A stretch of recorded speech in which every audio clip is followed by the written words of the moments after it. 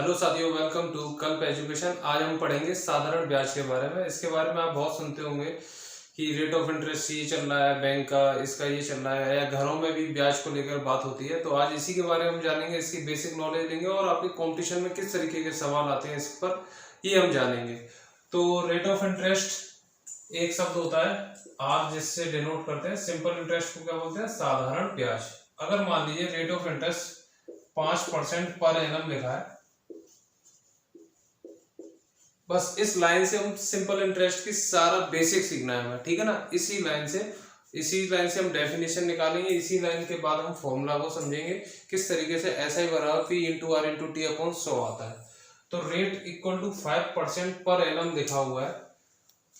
Per annum का मतलब होता है एक साल में, एनम मतलब पर ईयर। अब 5 मैंने परसेंटेज वाले चैप्टर में बताया था, अगर इस परसेंट को साइन को हटा दे तो नीचे क्या आता है? 100। तो अब इसका मतलब क्या हुआ? इसको हम रीड कैसे करें? इसका मतलब ये होगा 100 रुपए में हमें पर एनम यानी कि एक साल में कितने रुपए मिलेंगे? 5 रुपए मिलेंगे। 100 रुपए में एक साल में हमें कितने मिलेंगे? 5 रुपए मिलेंगे। रेट ऑफ इंटरेस्ट कैसे दिया जाता है सवालों में? R equal to 5% per annum. इसको पढ़ते ऐसे, 5 जो होती है वो हमारी ब्याज हो जाती है, यानी कि जो हमें मिलेंगे, और ये 100 हमारा क्या हो जाता है? प्रिंसिपल। अगर प्रिंसिपल हमारा 100 है, प्रिंसिपल जिसको क्या बोलते हैं हम? मूलधन। PLE होता है, PAL होता है, मेरे हिसाब से PLE होता है। इसको बोलते हैं मूलधन, जिस पर हम धन को जैसे 5,000 देते हैं, 10,000 देते हैं। अगर 100 रुपए मूलधन है तो 5 रुपए हमें क्या मिलेगी? ब्याज मिलेगी। 100 ही हम लेंगे रेट ऑफ इंटरेस्ट को समझने के लिए। तो ये हमारी क्या हो गई? ऐसा ही हो गई। लेकिन ये 5 है क्या? रेट है, तो इसको हम क्या करेंगे? रेट से भी डिनोट कर देंगे, R से। ठीक है, 5 हमारा क्या हो गया? R हो गया। 100 रुपए पे एक साल में मुझे 5 रुपए मिले, यही हमारी रेट है। और 5 रुपए मिले, ये हमारी क्या है? ब्याज है। तो 1 रुपए पे एक साल में हमें जो कितनी रेट में कितना रुपया मिलेगा? R बट्टे 100 मिलेगा। ये भी हमारा क्या है? ऐसा ही। अब लेकिन 1 रुपए में मिल रहा है। अब मैं क्या कर रहा हूँ? डिराइव कर रहा हूँ फॉर्मूला। अच्छा, 1 रुपए पे अगर हमारा प्रिंसिपल P हो जाए, जैसे 5,000 रुपए पे ब्याज निकाल लियो, 10,000 पे निकाल लियो, तो उसको हमने मान लिया P। वो P अमाउंट है, तो P अमाउंट में एक साल में कितनी ब्याज मिलेगी? R इंटू P अपॉन में 100।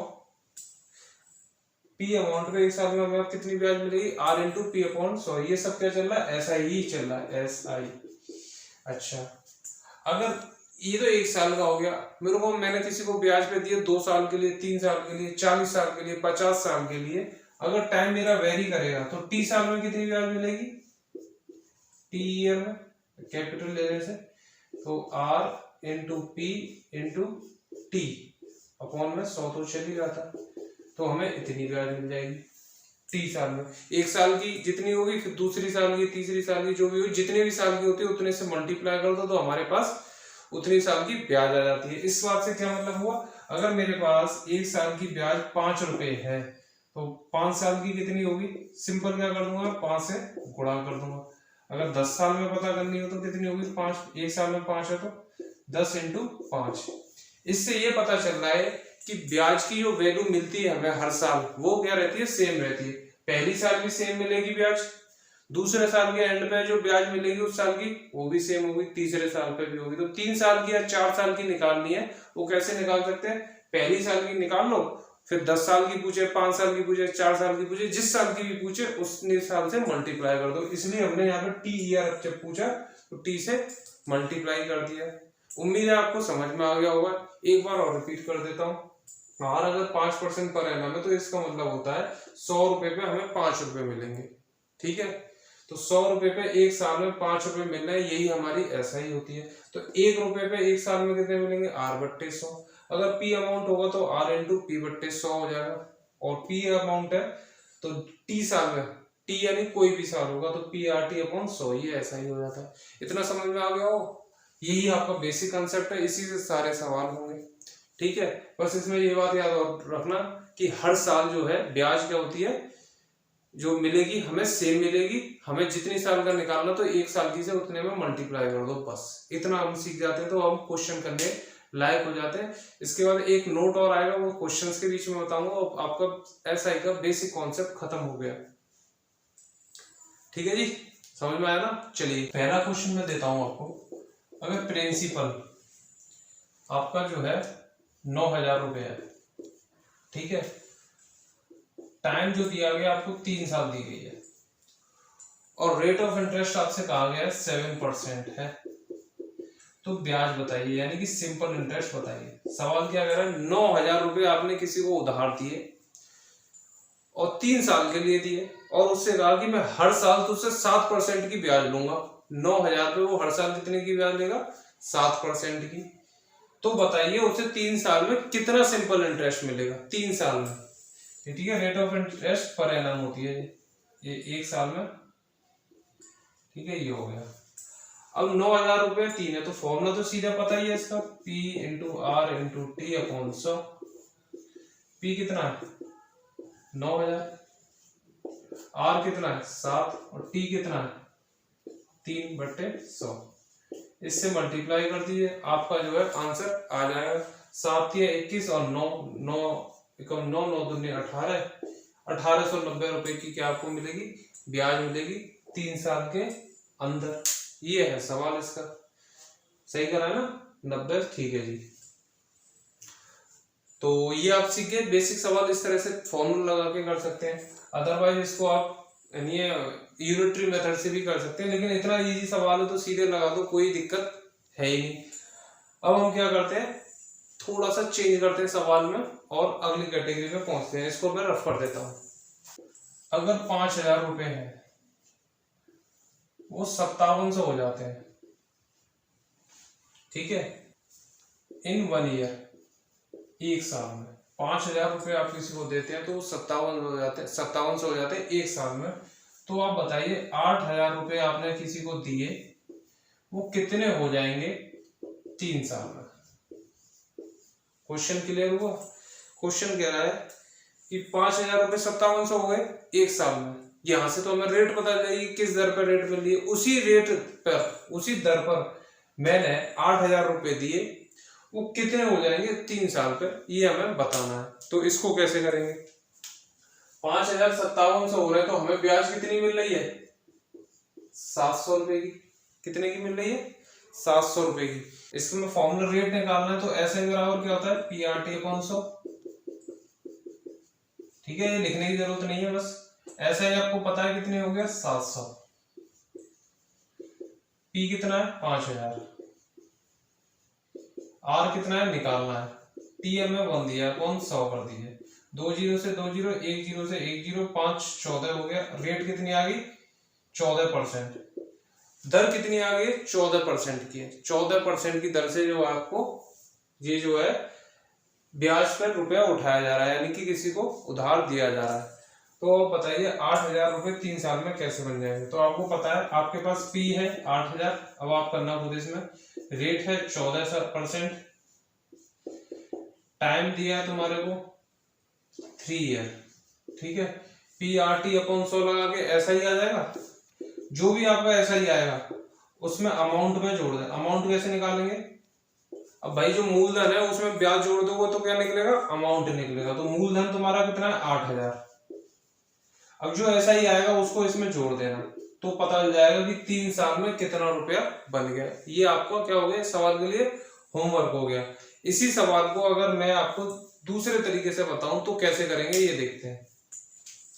5,000 रुपये 5700 बन जाते हैं, यानी कि 5,000 रुपये 1 साल में कितने की ब्याज दे रहे हैं मुझे, 700 रुपए की दे रहे हैं। तो 500 रुपए होते तो मुझे वो कितने मिलते, 70 रुपए मिलते। ठीक है कि नहीं, 500 रुपए होते तो कितने मिलते 70। अगर 100 रुपए होते तो 70/5 तो कितना आ जाता 14। तो सीधे रेट निकल गई, 100 रुपए पे कितने मिलेंगे 14 1 साल में। अमाउंट कितना 8,000 का। अगर इसमें 8,000 है, अगर इसको 8,000 बना दूं तो 80 से गुणा कर दूं, 80 से गुणा कर दो। इसमें 100 रुपए पे 14 मिल रहे हैं तो 80 पे 80 से 100 में गुणूंगा तो 8000 हो जाएगा, तो 80 से इसमें गुणा कर दो तो कितना आ जाएगा 112। 14 अट्ठे कितना होता है 112, तो 1120, यानी कि 8000 पे मुझे एक साल में कितनी ब्याज मिलेगी 1120। तो 3 साल में कितनी मिलेगी 1120 का गुणा कर दीजिए आप किससे 3 से, जो भी आएगा आंसर वो लिख दीजिए 3360 रुपये ब्याज मिलेगी। तो अमाउंट कितना बनेगा तुम्हारा 8000 प्लस 3360, तो जोड़ देंगे तो कितना आएगा 603 11360 रुपये बन गए। इस तरीके से भी आप सवाल कर सकते हैं। आपको एक बात बता दूं, जो भी बच्चा टेट की तैयारी करना चाहता है सी टेट को लेकर, मैंने उसके लिए जो फुल कोर्स की एक लाइव क्लास चल रही है आप उसको ज्वाइन कर सकते हैं। फीस उसकी मात्र 1200 रुपये। उस फुल कोर्स में सिर्फ मैथ का कोर्स पढ़ाया जाएगा। आपको मैथ पेपर 1 और पेपर 2 के लिए पूरी कंप्लीट करा दी जाएगी। तो मात्र 1200 रुपये में आप जो है सी टेट की 100% तैयारी कर सकते हैं मैथ की। ठीक है, अब आपके सामने सवाल आ रहा है, कोई धन है जो कि 40 साल में 3 गुना हो जाता है, तो बताइए उसकी ब्याज की दर क्या रही होगी। जो रेट ऑफ इंटरेस्ट है क्या होगा कि कोई धन 40 साल में 3 गुना हो जाता है, जो भी दिया होगा। अगर 8000 रुपये होंगे तो वो 24,000 होंगे, 10,000 होंगे तो 30,000 होंगे, तो रेट ऑफ इंटरेस्ट क्या रहा होगा ये हमसे पूछा है। तो आप एक नोट बना के लिख लीजिए कि अगर या तो हमें रेट ऑफ इंटरेस्ट दे रखी हो सवाल में या रेट ऑफ इंटरेस्ट हमसे पूछी हो, तो ऐसी दोनों कंडीशन में जो हम प्रिंसिपल होता है, जो मूलधन होता है, वो हमेशा हम क्या मानेंगे 100 मानेंगे। तो यहाँ पे हम मूलधन अपना कितना मान लेते हैं कि 100। मान लीजिए 100 रुपये होंगे, वो 40 साल में कितने हुए 3 गुना, यानी कि 300। 40 साल में कितने हुए 300, तो एक साल में वो कितने होंगे 40 साल में 300 हो गए, यानी कि हमें ब्याज ऐसा ही कितना मिला है हमें 200 रुपये का। 100 रुपये 300 हो गए, तो 300 में से 100 घटा दूंगा तो ब्याज मिल जाएगी ना मेरे को। कितना हुआ 100 रुपये 300 बने, यानी 200 रुपये ऐड हुए, वही तो ब्याज है। तो ऐसा ही तो 200 हो गया। तो एक 40 साल में मुझे 200 रुपये मिल रहे हैं, इसको पढ़ो, 40 साल में मुझे 200 रुपये मिल रहे हैं, इसको रफ कर दो। तो एक साल में मुझे कितने मिलेंगे 200/40, तो कितना आया 5, यानी कि एक साल में मुझे 5 रुपये मिलना है। मैंने क्या डेफिनेशन बताई थी रेट ऑफ इंटरेस्ट की, 100 रुपये पे एक साल में जितने रुपए मिलेंगे वही रेट ऑफ इंटरेस्ट होती है। तो 100 रुपये पे एक साल में मुझे 5 रुपये मिल रहे हैं, तो मेरा आंसर क्या हो गया रेट ऑफ इंटरेस्ट 5 हो गया। इस तरह से इस सवाल को आप निकाल सकते हैं। तो ये नेक्स्ट क्वेश्चन है आपका, कोई धन है जो कि 15% की दर से कितने साल में 4 गुना हो जाएगा। अभी मैंने नोट लगाया था, अगर आपको रेट ऑफ इंटरेस्ट दिया जाए या पूछा जाए तो आप P100 मानते हैं। इसमें रेट ऑफ इंटरेस्ट हमें कितना देगा 15% दे रहा है। अब क्या है, मैंने 100 प्रिंसिपल मान लिया, 15% की दर है, इस दर पर कोई धन 4 गुना हो जाता है कितनी साल में, हमसे पूछा है। 4 गुना यानी कि 400 हो गया 100 का, तो ऐसा ही कितना मिल रहा है मुझे 300। कितना मिल रहा है मुझे 300 मिल रहा है। 15% का मतलब क्या होता है कि एक साल में मुझे कितने रुपए मिलेंगे 15 रुपए मिलेंगे। तो ये एक साल में 100 रुपए पर 15 मिल रहे हैं, तो 300 रुपए की ब्याज कमाने के लिए कितने समय लगेंगे। तो इससे क्या कर दो, इसमें डिवाइड दे दो, 300 डिवाइड बाई 15।